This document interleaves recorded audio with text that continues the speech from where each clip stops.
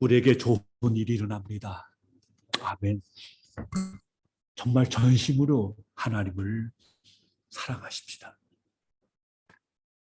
코로나가 발생한 지도 이제 횟수로 3년째입니다.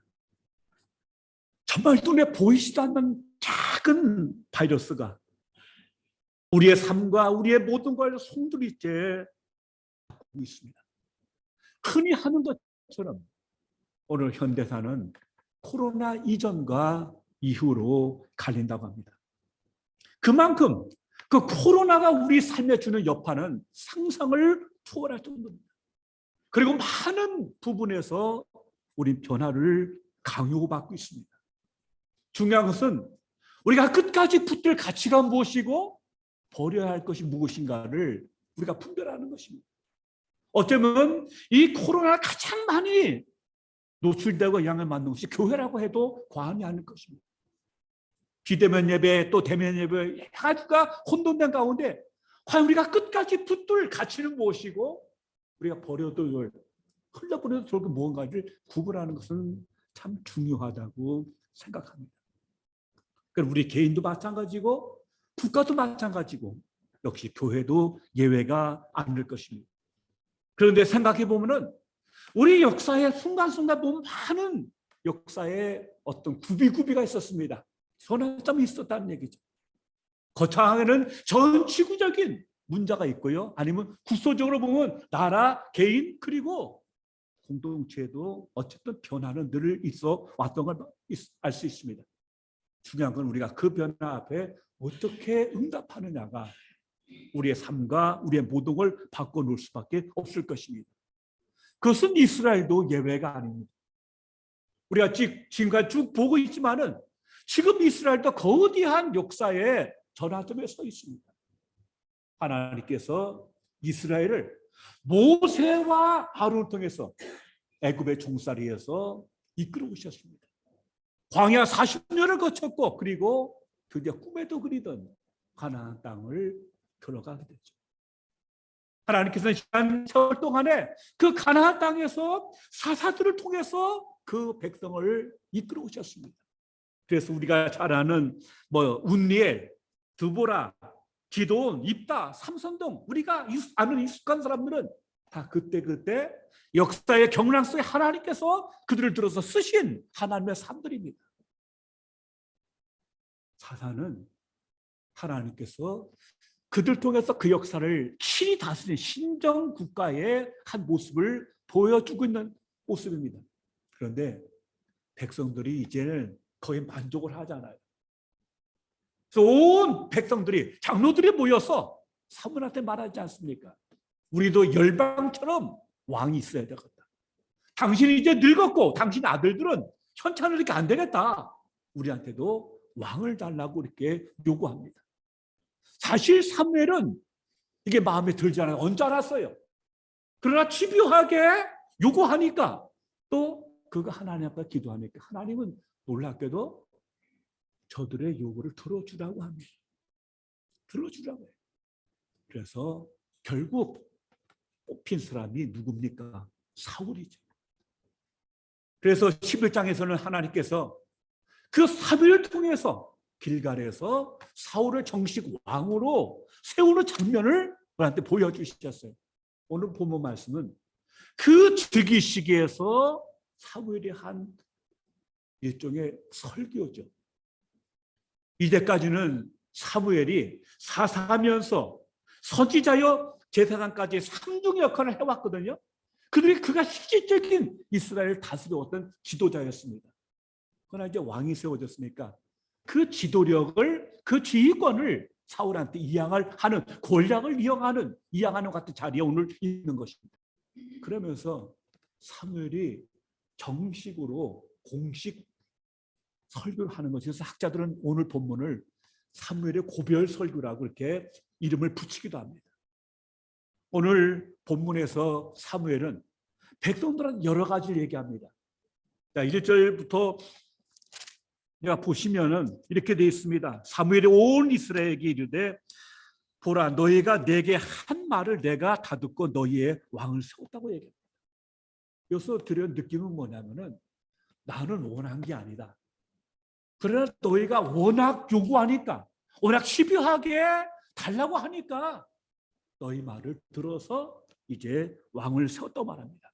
이들 보시면 이제 왕이 너희 앞에 출입하느니라. 그러면서 나는 이제 늙었고 머리가 휘어졌으니 나는 내 시대는 끝났다라면서 이제 이양하는 같은 것을 보여주고 있습니다. 그러면서 자기 검증을 그들에게 말합니다. 내가 어려서부터 이제까지 오늘까지 왔는데 내가 한 모든 정치 모든 그 과정에서 잘못된 것이 있으면 나한테 얘기하라고 얘기합니다. 그러면서 뭐라고 말합니까? 자, 내가 누구의 소를 빼앗았느냐? 내가 누구의 나귀를 빼앗았느냐? 내가 누구를 속였느냐? 내가 누구를 압제했느냐? 그리고 나를 혼미하게 하는 뇌물을 내가 받은 적이 있느냐고 묻고 있어요. 그러면서 하나님 앞과 이 사울 왕 앞에서 그리고 너희 백성 앞에서 내가 묻는다. 그러면서 이러한 그 사실에 내가 접촉된 게 있으면 뭔가 걸리는 게 있으면 지금 이 자리에서 얘기를 내가 갚아줄 거라고 얘기하고 있는 거예요. 백성들은 뭐라고 합니까?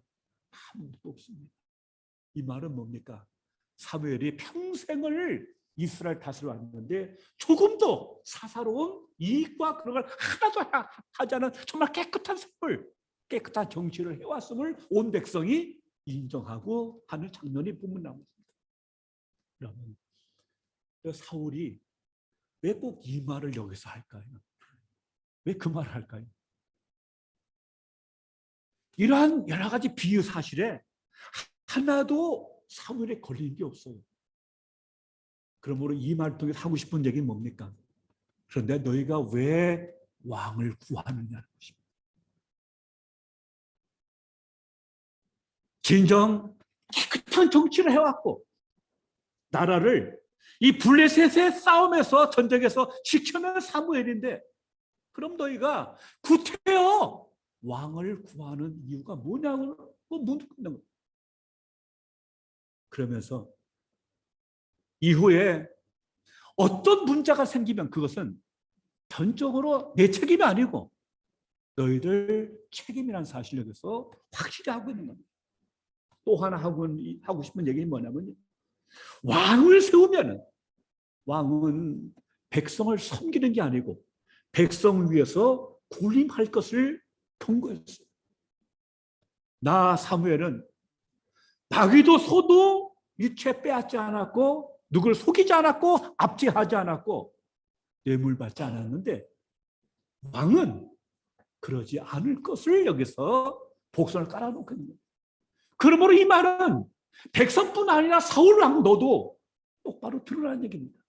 결국 왕이 백성 위에 굴리면서 빼앗고 굴림하는 그런 것이 아니라는 사실을 그래서 일깨워주고 있는 같은 의미를 여기서 살펴보는 겁니다.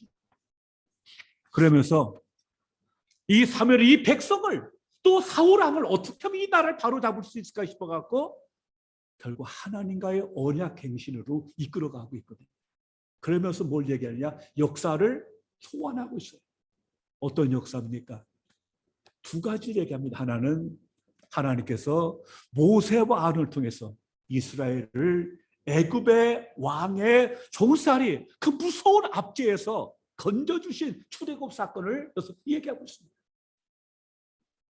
여러분, 이스라엘은요 역사의 1번지가 뭐냐면 출애굽입니다.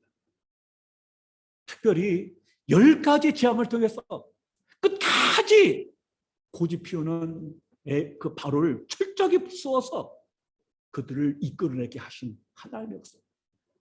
그 중에서도 앞으로는 뭡니까?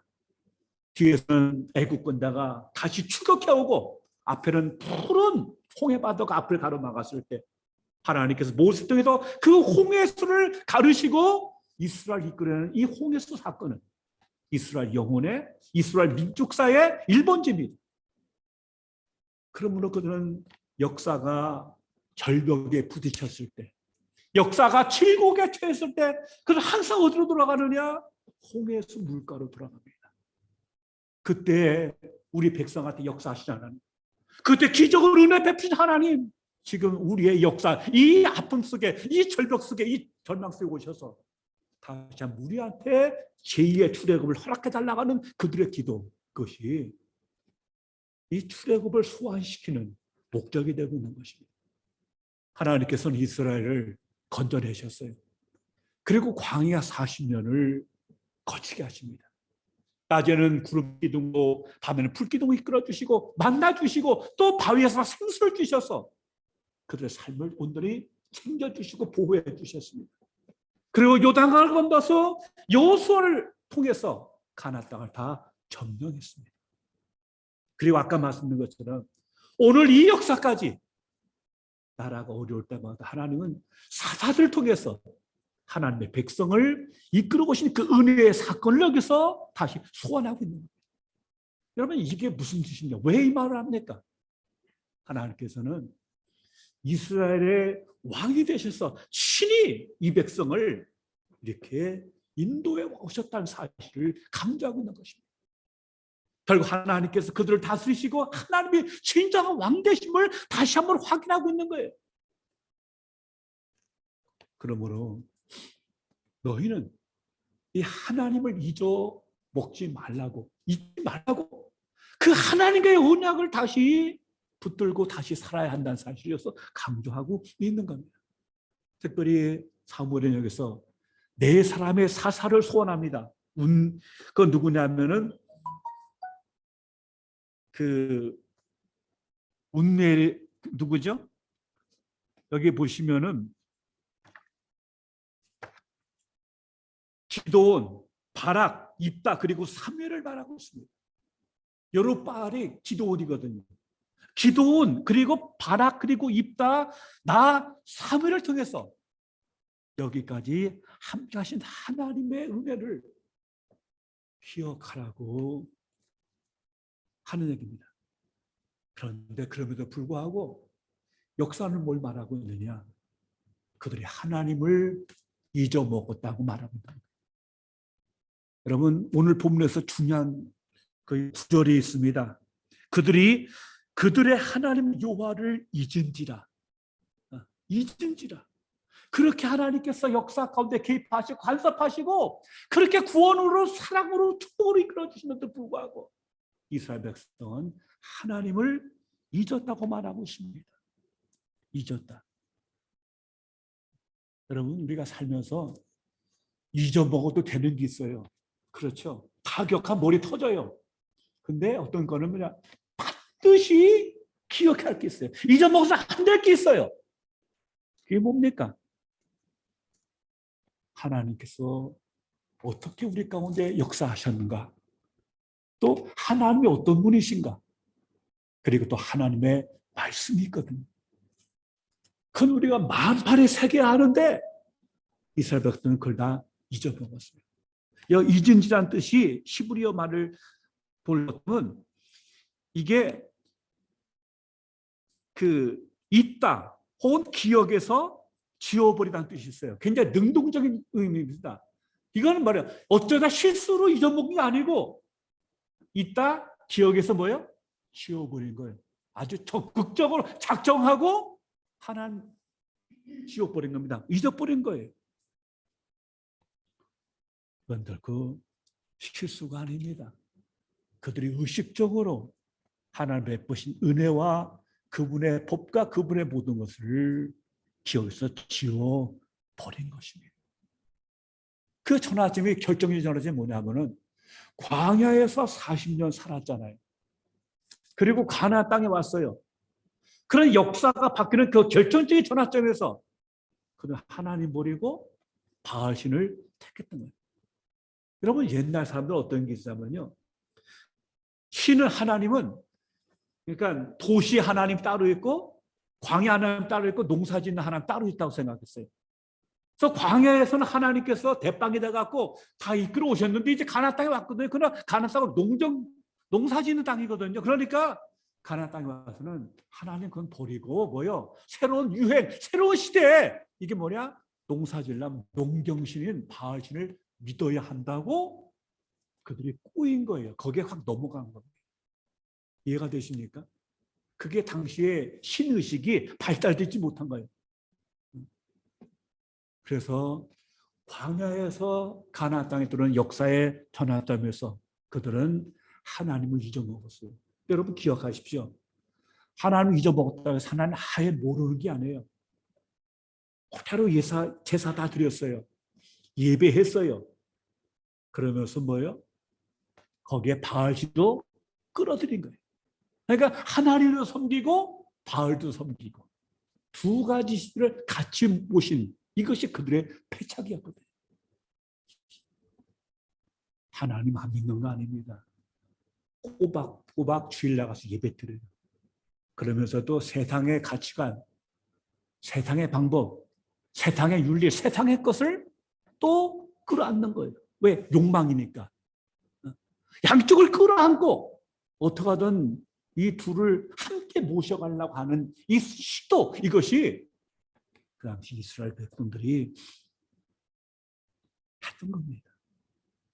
그러면서 하나님을 잊어버리고 자기 소견에 옳은 대로 행하였던 것, 이것이 이스라엘 역사가 비탈길로 내려가는 결정적인 이유가 됐던 것입니다. 이런 점에서 볼 때 하나님을 잊어버렸다는 것은 그들이 뭐냐, 실제적으로 우상 숭배에 빠져들었다는 사실을 알 수 있습니다. 여러분, 우상이 뭡니까?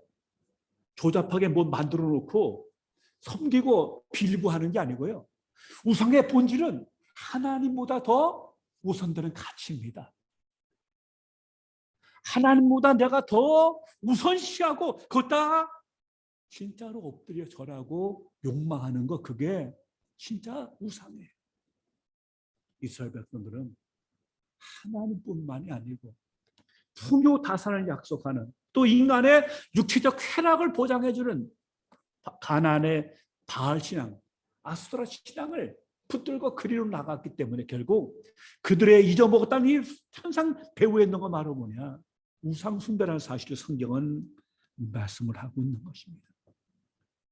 하나님 그때마다 이스라엘 백성을 이방 민족한테 파셨어요. 그래서 이방 민족이 와서 쳐들어와 갖고는 이스라엘을 압제했습니다. 다스려서 다 뺏어갔어요. 완전 초토화시켰어요. 그래서 그들이 힘들게 하나님께 부르짖을 때마다 그때 뽑아서 이스라엘 민족을 회복시킨 사람이 바로 사사였거든요. 기드온, 또 드보라 등등, 그때마다 하나님께서 뽑아 쓰신 사람들이 누구냐, 바로 그게 사사였거든요. 그래서 이스라엘이 하나님 안에 있음을, 또 하나님 그들의 정말 아버지 되심을 확인시켜 줬던 것이 이스라엘 역사였던 것입니다. 여러분 한번 기억하십시오. 그러나 그 역사는 사실 슬픈 역사고 부끄러운 역사고 치욕의 역사입니다. 왜? 그들의 믿음의 길에서 벗어나서 이방 민족의 압제와 고통을 당했던 부끄러움의 역사이기 때문입니다. 그러나 다시 생각해 보면 그 고통과 아픔이 있었기 때문에 그는 하나님께 부르짖었고 하나님을 더 깊이 경험할 수 있었고 은혜를 받을 수 있었던 것입니다. 여러분, 우리는 어떻습니까? 우리의 기도 응답이라는 게 뭡니까? 우리가 잘 나갈 때, 잘 될 때 기도합니까? 잘 안 해요. 잊어먹어요. 우리가 정말 어느 때 기도합니까?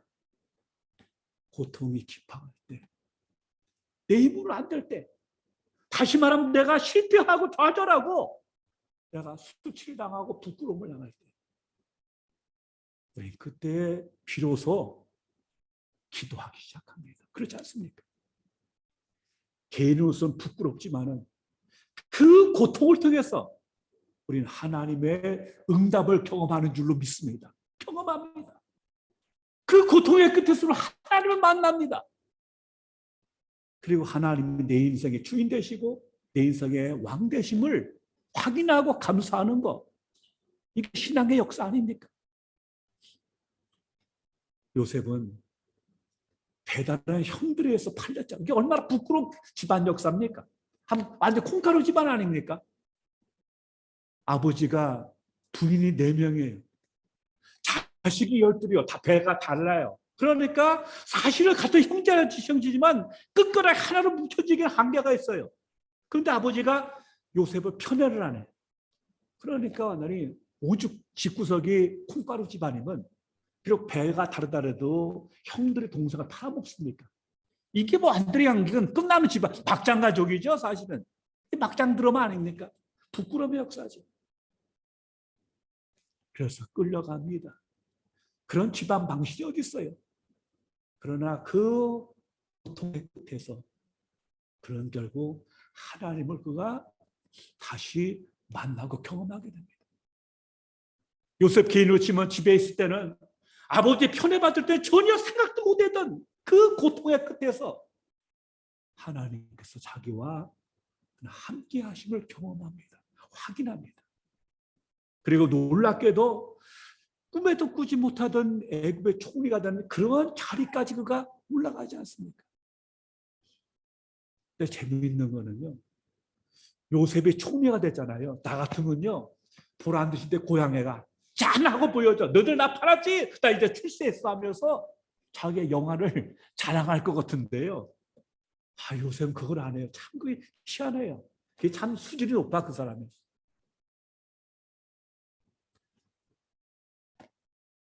근데 그가 나중에 기근이 깊어가면서 형들 만나지 않습니까? 형들이 자기 앞에서 무릎 꿇을 때 그는 비로소 옛날 꿈이 생각났을 겁니다. 나이 17살 때 내가 꾼 꿈. 11볕달이 나서 자기 볕달 보고 엎드려 절하는 거. 해와 달이 11별이 자기 별을 중심으로 엎드려 절했던 그 신비한 꿈. 잊지 못할 그 꿈. 그 꿈이 이루어진 그거를 그는 봅니다. 그러면서 그는 아는 거죠. 그때 깨닫는 거죠. 하나님이 이 나라를 위해서 그 꿈을 주셨구나.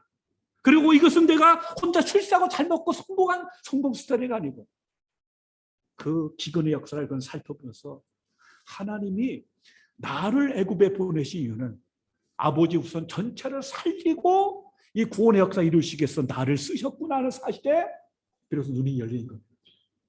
그러니까 원수 갖고 자식 그게 아니에요. 그래서 뭐라고 고백합니까?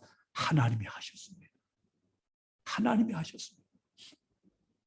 여러분 우리는 가끔 그럴 때가 있죠. 여러분 그 로버트 프루스트의 시 기억나십니까? 가지 않은 길. 유명한 시죠. 숲속의 길을 갔다가 어느 날 발견하죠. 두 갈래 길이 있어요. 우리 두 갈래 길 다 갈 수는 없지 않습니까? 그러니까 어느 길로 갈까 생각하다가 사람이 비교적 적게 간 길을 선택해 가요. 가면서 어떤 생각이 남습니까? 내가 선택하지 않은 다른 길에 대한 미련이랄까요? 아쉬움이랄까요? 남아요. 그리고 그 작은 길을 선택함으로 네 인생의 모든 게 다 바뀌었음을 고백하고 있어요. 뭘 말해주고 있습니까? 우리는 그런 생각할 때가 있죠. 그러니까 전 솔직히 그런 생각 많이 했어요. 내 부모님이 보통 부모님 것만 만났을 때 내 인생은 달랐다는 생각을 참 많이 하고 살았어요. 원망 많이 하고 살았어요. 내 인생이 완전 바뀌었을 건지 하는 어떤 아쉬움.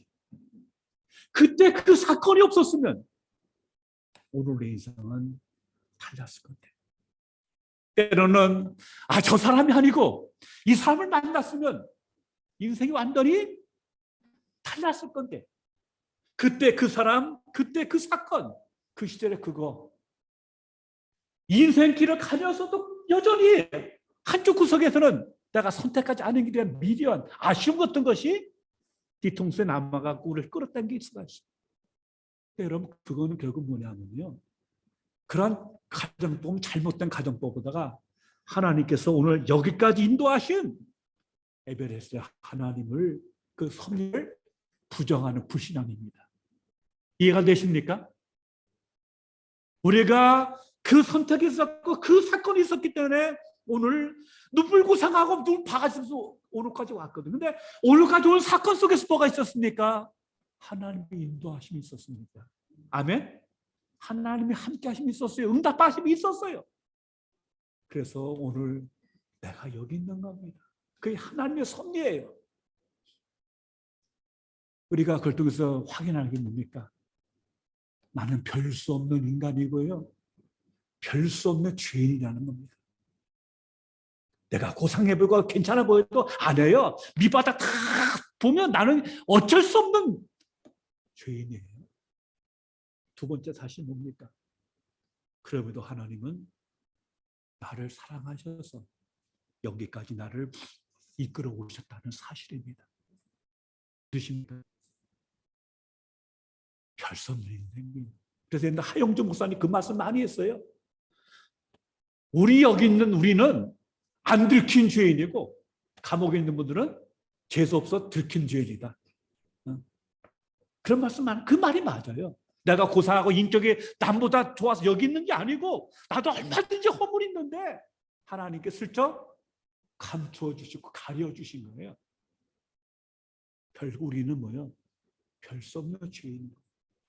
그러나 그럼에도 불구하고 하나님이 여기까지 인도에 오셨다는 사실입니다. 그러면 쓸데없는 생각할 거 없어요. 그게 은혜입니다. 이 자체가 은혜입니다. 그걸 기억해야 하는데 그 사실을 일부러 지워버려야 기억 안 하겠다는 거예요. 그것이 바로 뭐냐? 오늘 하나님께서 그들에게 대해서 하신 말씀. 이스라엘이 지금 왕 삼은 거, 왕 요구한 거는 너희가 은혜를 저버리고 일부러 외면하고 인본주의적 생각에 의해서 왕을 구한 건 잘못이라는 사실을 다시 한번 못 받고 있는 거예요. 그래서 그것이 잘못됨을 확인하기 위해서요. 사무엘이 기도하니까 건지고 추수기인데도 불구하고 내성 병력이 치면서 소나기가 내려가지고 막 그들이 두려워 떠는 그러한 장면도 오늘 본문에 연출되고 있는 것입니다. 여러분, 역사의 전환점에서 광야에서 농경지로서의 가나안 땅에 갈 때는 이스라엘이 실패했습니다. 지금 다시 사사제도를 버리고 왕정시대를 요구하는 이 역사가 변하는 이 격변기에 불부터 뻔하게 잘못 갈 수 있거든요. 그러니까 오늘 사무엘에 다시 거듭 강조하는 게 뭡니까? 길이 하나 있다는 겁니다. 그래, 왕 사무 이전 어쩔 수 없어요. 돌이킬 수 없어 이거는. 근데 분명히 왕정은 하나님의 신정하고 반대되는 거예요. 주께서 원치 않아요. 그럼에도 불구하고 본문은 너희가 살 길이 있다는 겁니다. 그 말은 뭐냐? 여호와의 말씀을 들으라는 겁니다. 듣다는 말은 단순히 귀를 이것만 듣는 게 아니고 뭐요? 순종한다는 뜻이거든요. 사울 왕이 사는 길도 이 백성이 사는 길도 또 우리가 다시 사는 길도 코로나가 오든 뭐가 오든 이 역사의 격변기에 살아갈 수 있는 걸 말은 뭐냐? 여호와의 말씀을 들을지어다입니다. 그것이 공존의 길에 함께 하는 길이에요. 듣는다는 건 뭡니까? 순종한다는 거거든요. 그래서 다시 한번 이 백성을 하나님 앞에 언약으로 맺어서 다시 재경신시키려고 오늘 이 본문 말씀이 주어져 있는 것입니다. 잘못 선택할 수 있어요. 인본적인 동기에서 이를 선택할 수 있어요. 어떤 것도 마찬가지입니다. 교회도 개인도 마찬가지. 실수할 수도 있죠. 그러나 이제라도 함께 사는 길은 여호와의 음성을 듣고 순종하고 말씀에 순종하는 이 믿음의 사건 속에서만이 우리의 길이 열린다는 사실을 강조하거든요. 이제까지 함께 하신 에베네셀의 하나님의 은혜에 감사하면서 우리가 시대가 아무리 바뀌어도 가장 중요한 가치 하나님의 말씀을 붙들고 음성 듣고 응답하게 될 때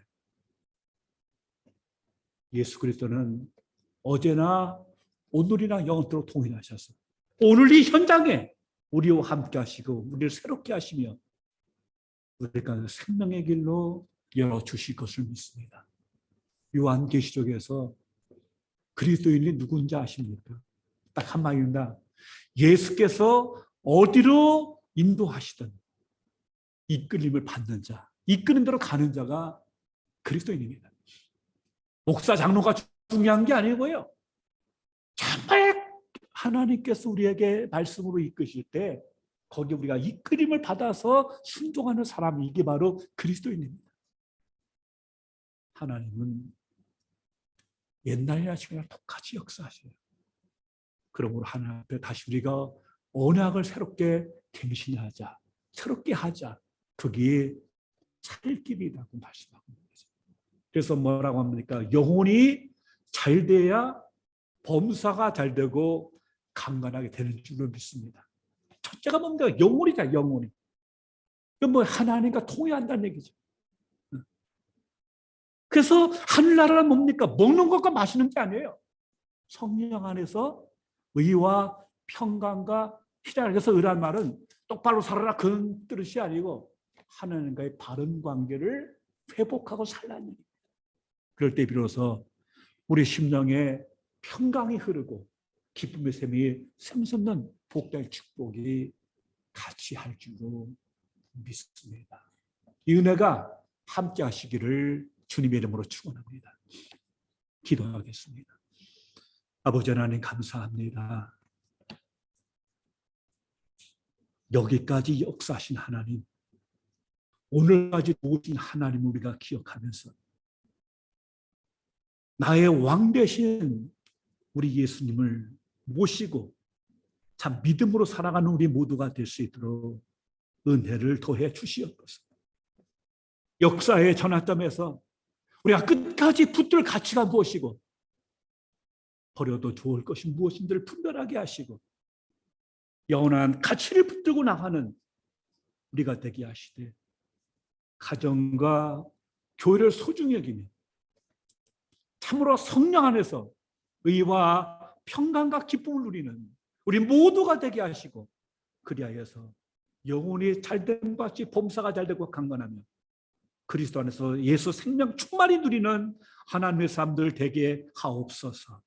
예수님 이름으로 기도하옵나이다. 아멘.